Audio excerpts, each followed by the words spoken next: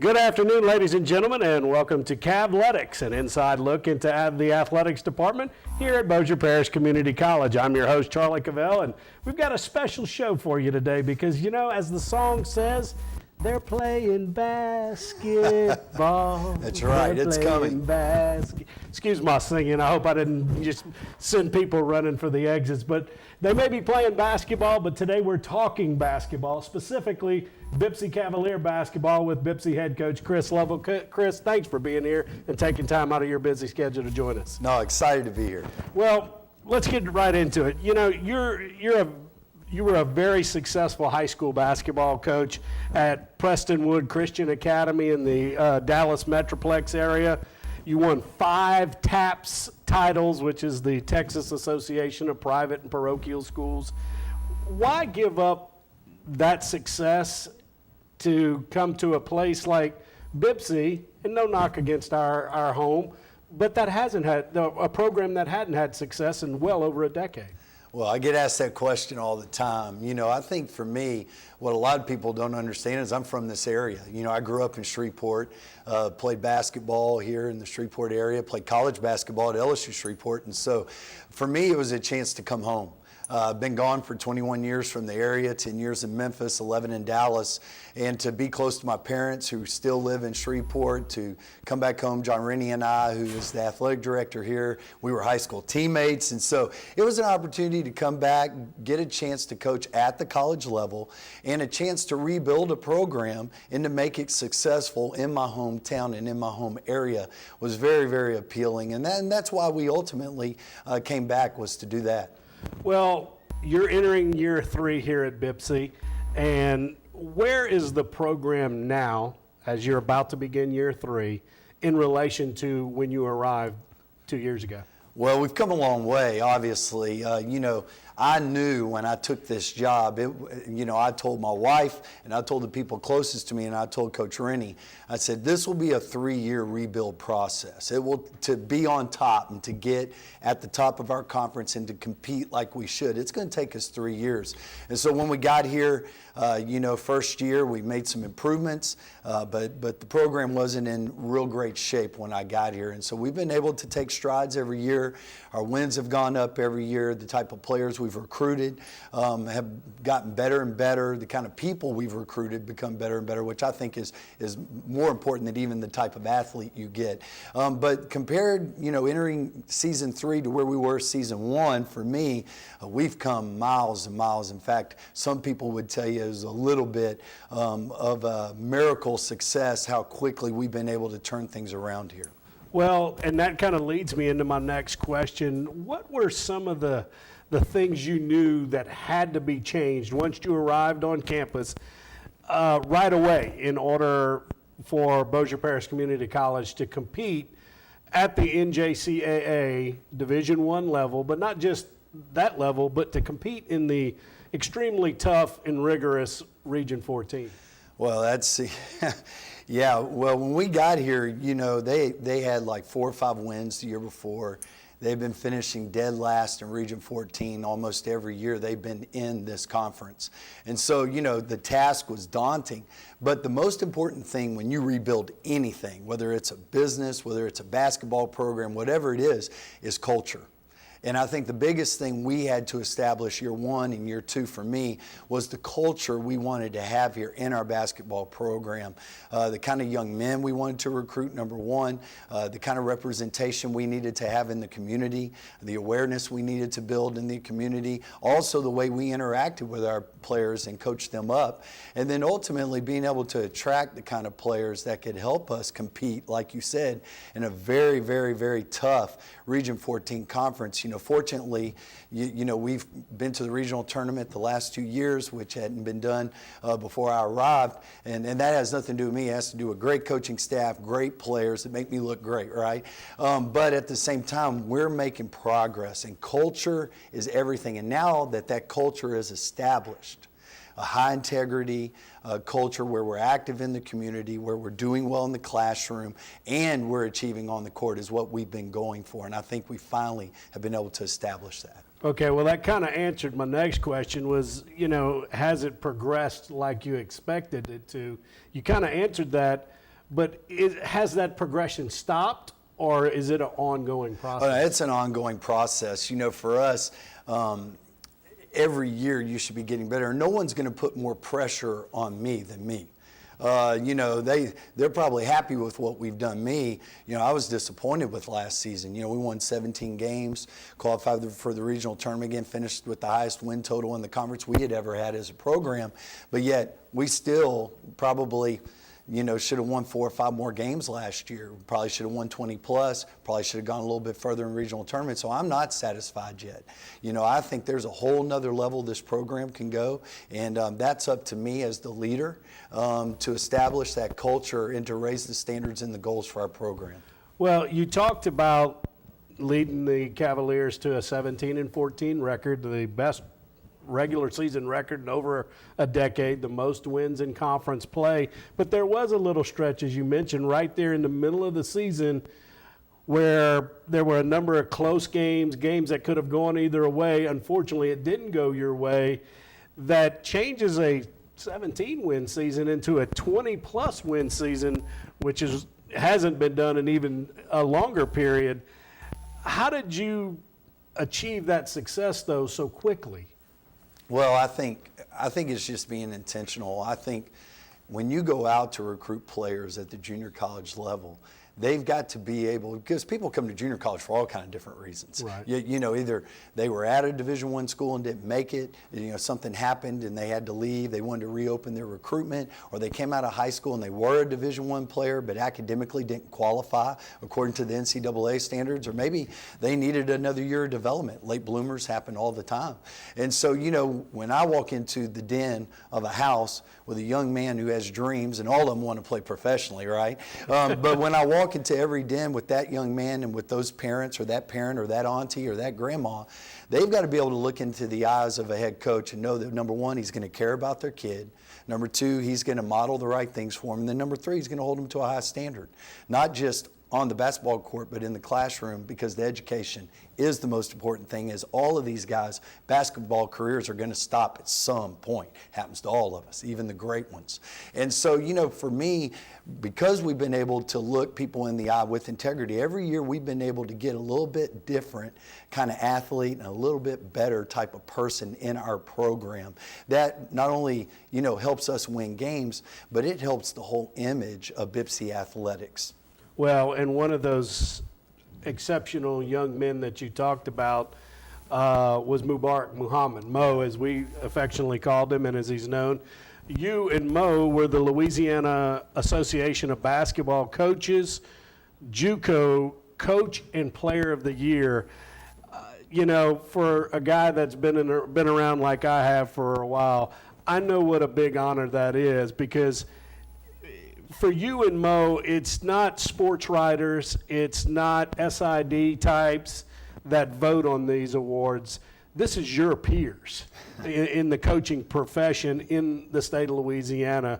What did that mean to you personally? Well, I mean, anytime you receive some honors and some attention, it's flattering. Obviously those awards aren't achieved without the team, without the culture, without the support from BPCC, the university, and so forth.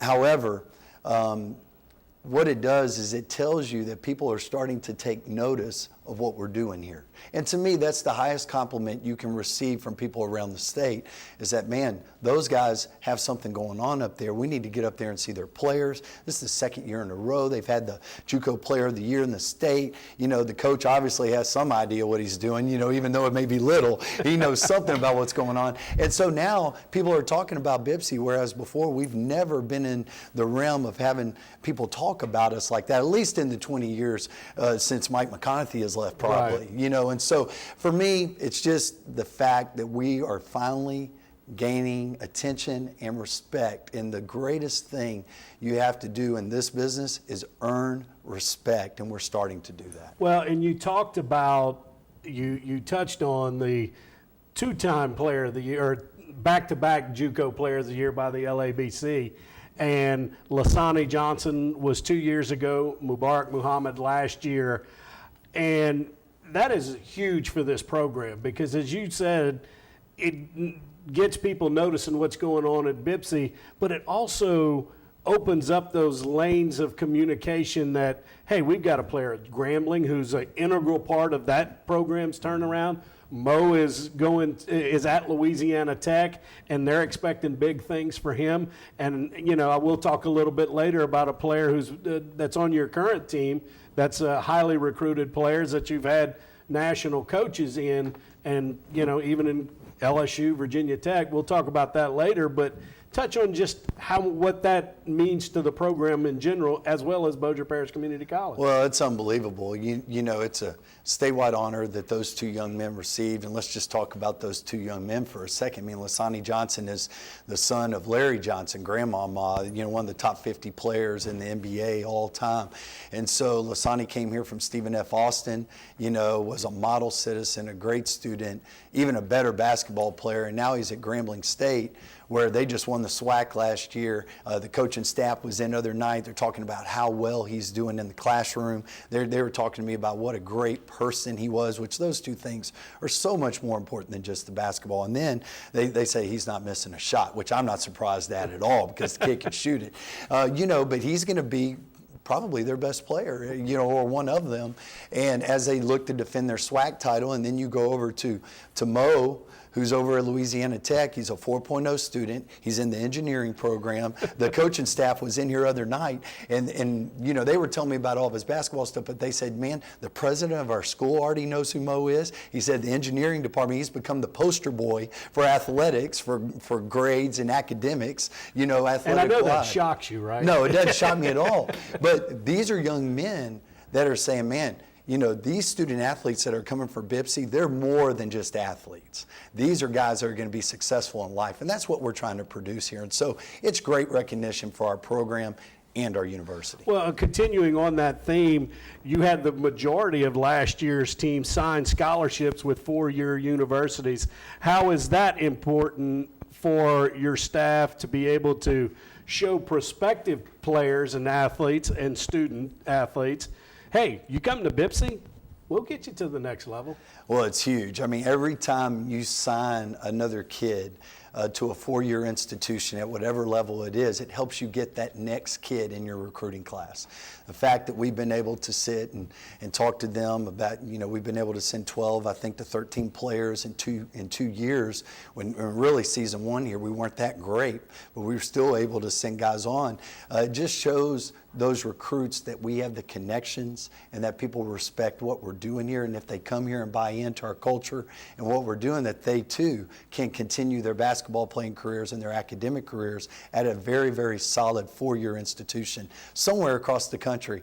And so, that is a big, big deal for us as we continue to try to recruit better and better people and players.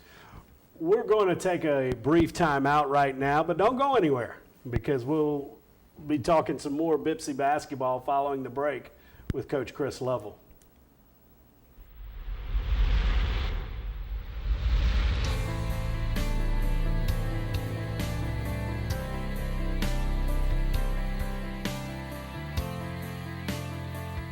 Hello, I'm Amika Webb, and I'm here to talk to you about Open Campus. Open Campus is an online video tutoring system. It helps you with your homework if you're having problems, or if you need some extra study or extra practice on problems such as English. I use it for math, and it's been a lifeline for me. If I'm having trouble or with certain subjects or certain problems, I can always go to Open Campus and get extra practice with it, and I recommend it for everyone. We created our free Open Campus courses not only for students who were preparing for placement testing and for high school students who were gearing up for their college placement testing, but also for our students who were already enrolled, who needed maybe that extra security of being able to go back and view videos of lectures that perhaps they missed or ideas they didn't grasp. What really surprised us was the first time we looked at the analytics of exactly who was logging on and accessing our free courses. There were students from all 50 states as well as over 50 countries. And what was so heartening and surprising about that is we discovered, and what we know now is that learning knows no boundaries. BPCC's Open Campus lets me learn while I'm sitting in the car. Check out BPCC's Open Campus. It lets you learn wherever you want to learn. Okay, myself being a non-traditional student, by non-traditional means I'm a little older than the average student here at school. I would have some reserves about going back to school. I'm not quite as quick as I used to be and catch on to things as quick. So Open Campus gave me the opportunity to really double study, I should say. I want to use double study. It means I can go back again and hear the same lecture I heard in class as many times as needed. And it made it more comfortable for me. It's easy to get started with BPCC Open Campus. All you need is your first and last name, your email address, a password, and you're ready to start learning. It really helped me, and I want to brag or pat myself in the back because I'm getting the A in Math 102.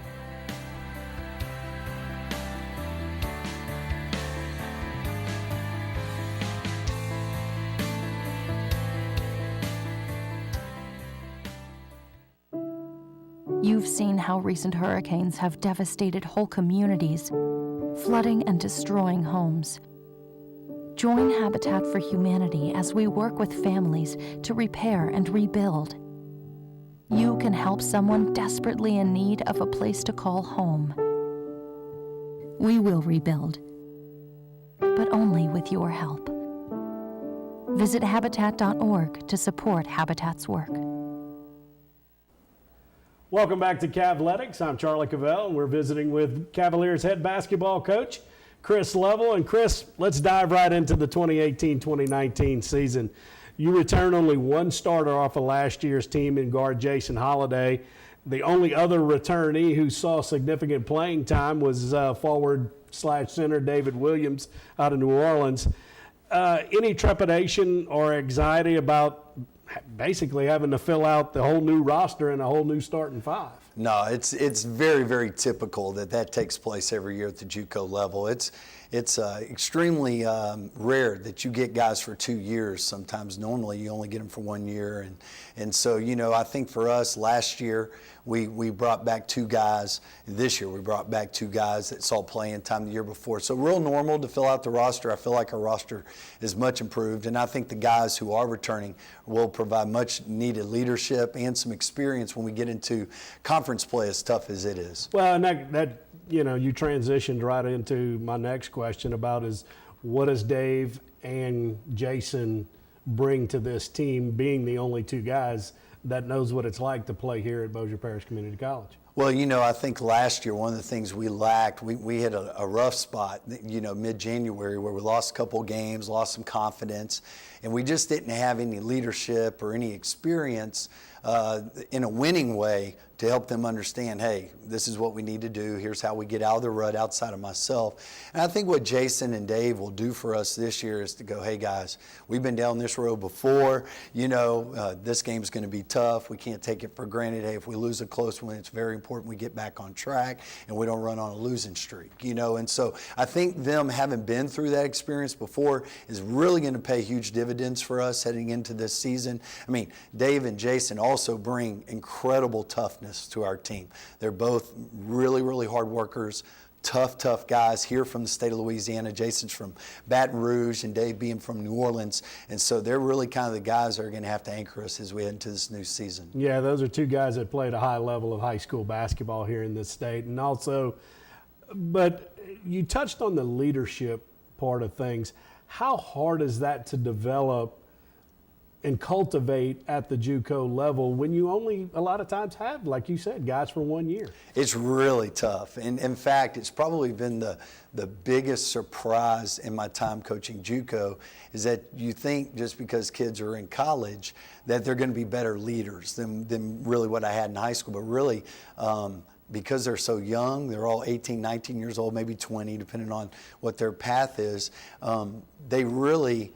they're all in this for the same thing. And so sometimes selfishness creeps in. Sometimes that immaturity will poke its head out. And so it has been a hard thing to establish. And so what we try to do is I meet with my guys once a month and we do what I call leadership development, where we teach them how to be, future great husbands, great fathers, great people. And what you hope is as you model for them what it looks like to be a good man in this society and have good morals and training and upbringing, that they'll be able to translate that to the basketball court when adversity hits and goes, hey, it's not about how I feel right now, but it's about who I am as a person and what people are seeing me do right now.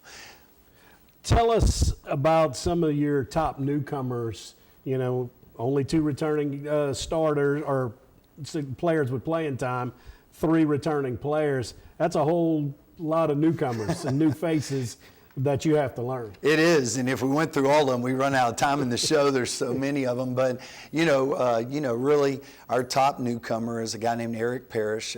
He played at the University of Akron last year. Had a very, very successful freshman campaign there.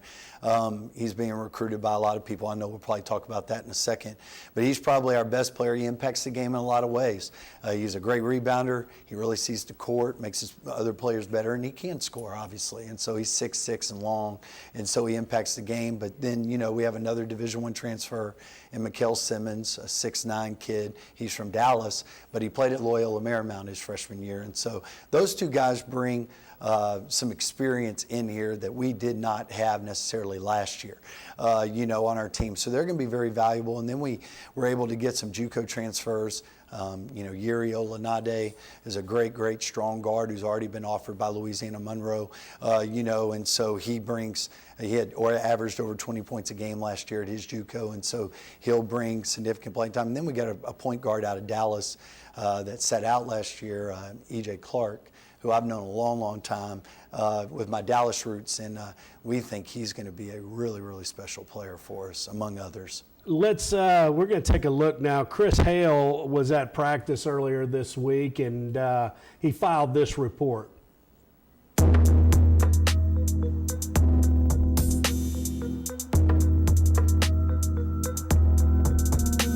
Coach Lovell and Coach EJ started recruiting me, the effort they put in trying to get me here, and them driving down, coming to get me and taking me on a visit. When I got here, it just felt like a good fit, and it felt like the right place to be. I think we're gonna have a pretty good season this year. We got some dudes who can really help us win. The guys here are amazing. I have a great team, great coach staff. They help us a lot. They put in a lot of work, and I feel like we got a chance to do something special. Every morning, me and a couple of my teammates, we come up here to get extra work with coach, and we always in the gym getting shots up. Ever since I was young, man, my dad put the ball in my hands when I was young, and I just fell in love with it ever since. I played football, but basketball, it just when you're on the court, you take everything else, nothing else matters. You love the game.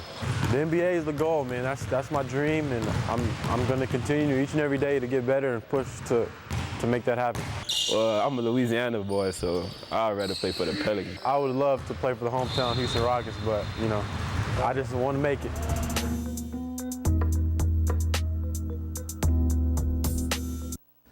Thanks again to Christopher Hale for filing that report. Well, Coach Chris Lovell, you have some of these top new players that you brought in, like you mentioned, Mikael and Eric Parrish specifically. Tell us, if you will, about some of the big-time coaches that have come calling, looking for Eric's signature. Well, there's been a lot. I mean, obviously Buzz Williams from Virginia Tech and the ACC, they play in the same conference with Duke, North Carolina. He's flown in here twice on his own private plane to recruit Eric, and he'll be going on a visit there later this month. Also, just the other day, University of Nevada was in, who's ranked top five in every poll preseason in college basketball this year. Eric Musselman, former NBA coach, is rebuilding that program. They flew in 2 days ago, spent time with Eric. He'll spend some time with them next week. And then Eric also has been being recruited by LSU. And obviously, being a Louisiana guy, that's the greatest honor to have the top program in the state recruiting one of your players at the JUCO level. And real quick, what would that mean to you and your program? You have Lasani at Grambling, Mo at Louisiana Tech. I'm not trying to put any pressure on you or Eric, but to have him possibly go to a program like LSU, which is one of the up-and-coming programs in the country. No doubt. I mean, they have a lot of talent this year. Will Wade's doing a great job. Really respect what he's doing in Baton Rouge with the Tigers. And obviously we love to keep our guys in state if we can. We've had great success doing that. But I think for Eric, it comes down to a coaching staff that he can trust and the best fit for him. Because, you know, when you leave JUCO, you only have 2 years left to play. And so you got to go somewhere where you can have immediate impact and set yourself up for your future. We have just a little bit of time left. Your team plays at the JUCO Jamboree over in Texas. What do you see from this team in their first outing? What are you hoping to see against the team in a different uniform? Well, I can tell you this much. They're ready to play somebody else, you know, other than each other. But no, I think what you try to do in the scrimmage season, we have a whole month of scrimmages in October. What you're trying to find out is you're trying to find chemistry. You're trying to figure out your rotations as a coach, how they play together, you know, how we handle adversity, how the refs are going to call the game, you know, how the parents are going to act. No, I'm kidding. I mean, you know, but, you know, what we're doing is just trying to figure out what our team looks like so we can continue to improve and be ready for our season opener in November. Well, Chris, thank you so much for joining us today and taking time out of your busy schedule. And thank you, ladies and gentlemen, for joining us for this episode of Cavletics. Join us again next Friday as we bring you the latest on the happenings at Bossier Parish Community College in our athletics department. I'm Charlie Cavell, bidding you a good sports day.